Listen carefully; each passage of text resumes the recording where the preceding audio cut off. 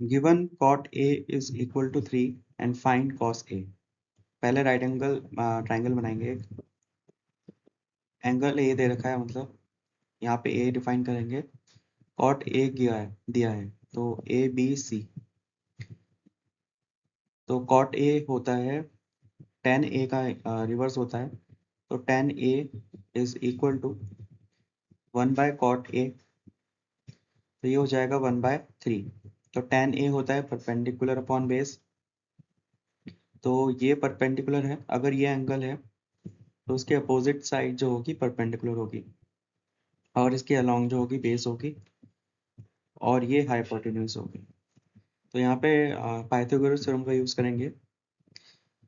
तो h square is equal to p square plus b square. अब यहाँ से अगर वैल्यूज कंपेयर करेंगे तो p की वैल्यू 1 होगी और b की बेस की वैल्यू 3 होगी। हमें cos a निकालना है। cos a होता है base upon hypotenuse. Base upon hypotenuse, तो बेस की वैल्यू कितनी है, 3 है। हाइपोटेन्यूज निकालना है, हाइपोटेन्यूज यहाँ से निकालेंगे। तो ये h square is equal to 1 square plus 3 square. तो h की वैल्यू आएगी √10। h की वैल्यू √10 है, तो ये हो जाएगा 3/√10। तो cos a की वैल्यू होगी 3/√10।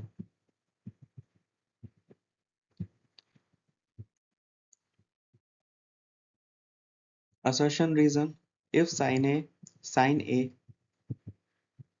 is equal to 1/3, then find the value of cos a। cos a की वैल्यू निकालनी है। फिर से राइट एंगल ट्राइंगल बनाएंगे। साइन ए दे रखा है तो एंगल ये ए होगा, इसके अपोजिट साइड परपेंडिकुलर होगी, इसके अलोंग साइड बेस होगा, और ये हाइपोटेन्यूज होगी।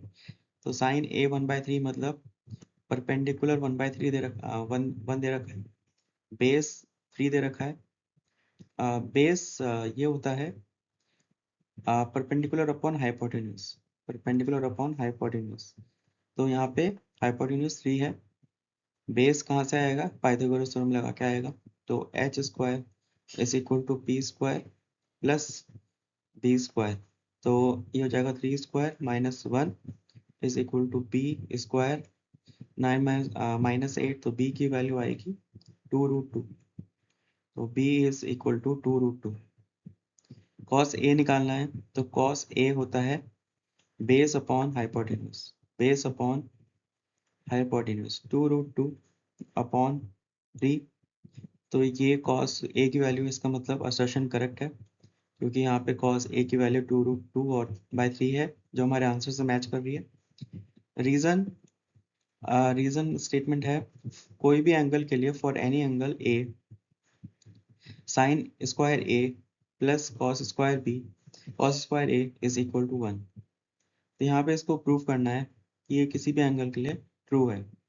तो हमें पता है पाइथागोरस थ्योरम क्या होती है, h square is equal to b square plus b square. पूरी इक्वेशन को एच स्क्वायर से डिवाइड करेंगे, तो ये हो जाएगा h square upon h square upon h square. अब ये 1 हो जाएगा, ये 1 हो जाएगा, तो ये 1 हो गया। और ये p by h square h whole square plus b by h square b upon h square. हमें पता है p by h perpendicular upon hypotenuse sine होता है, साइन ऑफ एंगल होता है, तो ये स्क्वायर हो जाएगा प्लस बेस अपॉन हाइपोटेन्यूज क्या होता है, cos a होता है और इसका स्क्वायर इक्वल टू 1। देयरफॉर यहाँ से ये प्रूव हो गया sine square plus cos a square is equal to 1 for any value of a। For any value of a।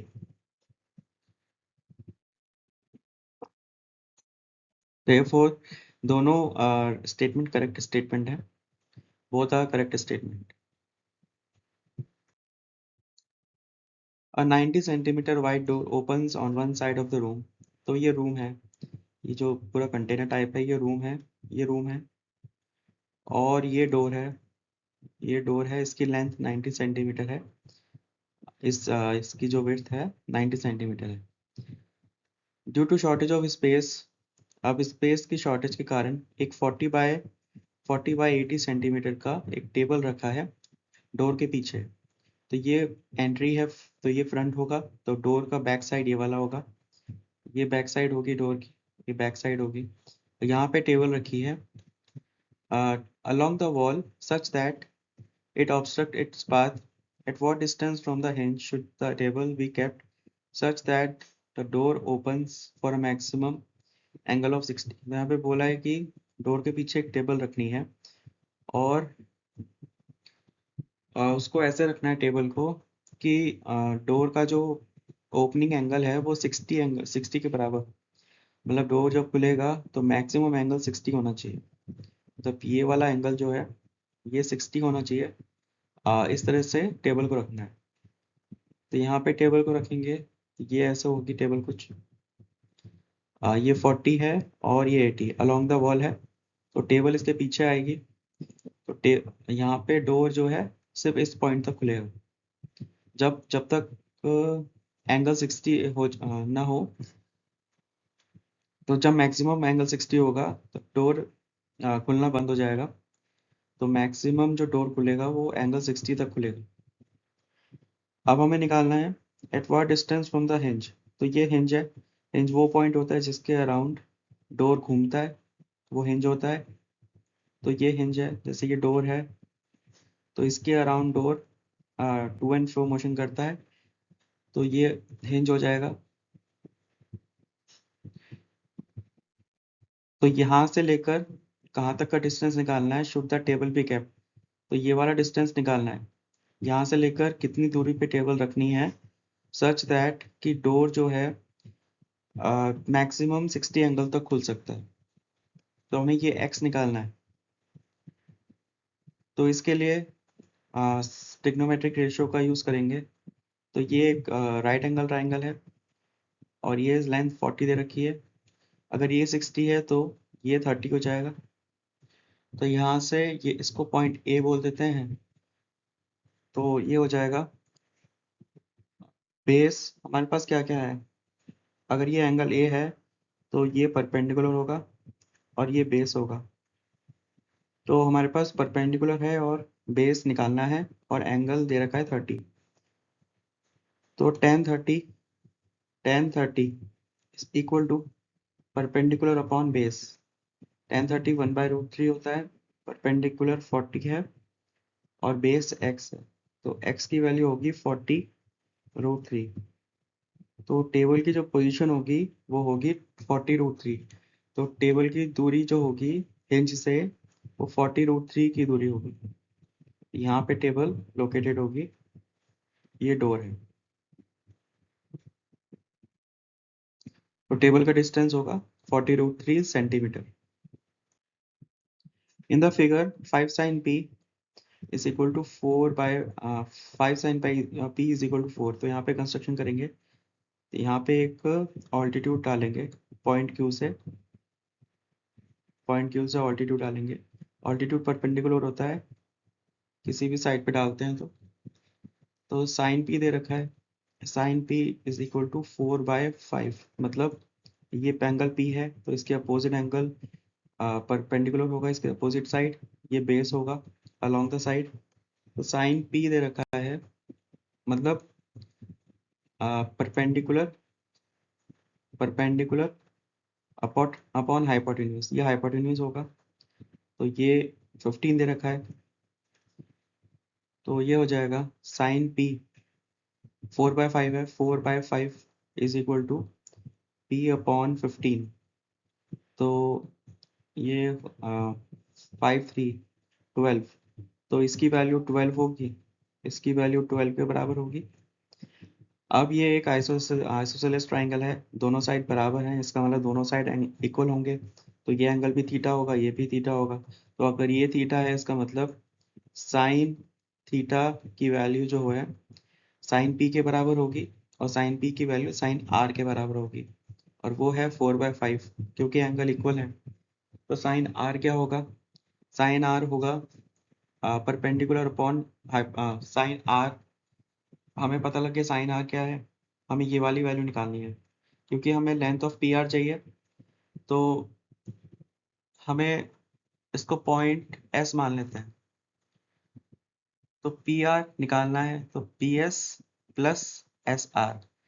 P S क्या होगा, ये वाली साइड होगी तो ये निकल जाएगी, ये हमारे पास 12 है तो पाइथागोरस हम लगा लेंगे, तो ये हो जाएगा 15 स्क्वायर माइनस 12 स्क्वायर। तो यहाँ से 3 इंटू 27, तो ये हो जाएगा 9। तो ये साइड 9 हो गई। अब ये वाली साइड निकालनी है, तो इसके लिए फिर से पाइथागोरस थ्योरम का यूज करेंगे 15 और 12 में। तो 15, तो ये भी 9 हो जाएगी, ये भी 9 हो जाएगी।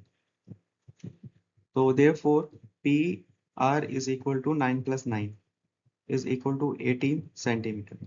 तो पी आर की वैल्यू 18 सेंटीमीटर के बराबर होगी। Shown below is a glass prism. एक ग्लास प्रिज्म है। एक when a ray of light enters the prism it refracts inside the prism if the refractive index of the prism is sec 45। तो refractive index दे रखा है sec 45। तो refractive index दे रखा है, द एंगल ऑफ रिफ्लेक्शन 30 दे रखा है, एंगल ऑफ रिफ्लेक्शन 30 डिग्री दे रखा है। एंगल ऑफ इंसिडेंस निकालना है, एंगल ऑफ इंसिडेंस निकालना है। तो रिफ्रैक्टिव इंडेक्स क्या होता है, आर आई। आर आई क्या होता है, sine of incidence angle upon sine of refractive angle of reflection, sine of angle of reflection. तो रिफ्रैक्टिव इंडेक्स दे रखा है sec 45, sec 45। Refract angle of reflection दे रखा है 30, साइन 30। हमें निकालना है साइन एंगल ऑफ इंसिडेंस निकालना है। तो यहाँ से इसको सिंप्लीफाई कर लेंगे। sec 45 होता है 1 by cos 45 into sine 30 is equal to sine I. तो यहाँ से साइन 30 1/2 और ये होता है 1/√2, तो √2 ऊपर चल जाएगा। तो again 1/√2 is equal to sine I. तो यहाँ से साइन इधर ले आएंगे तो इंसिडेंस एंगल होगा साइन इनवर्स 1/√2। तो 1/√2 कब होता है, जब एंगल 45 होता है। तो इंसिडेंस एंगल भी इंसिडेंस एंगल 45 होगा, तो ये वाला एंगल 45 डिग्री होगा। और ये गिवन है, ये 30 है।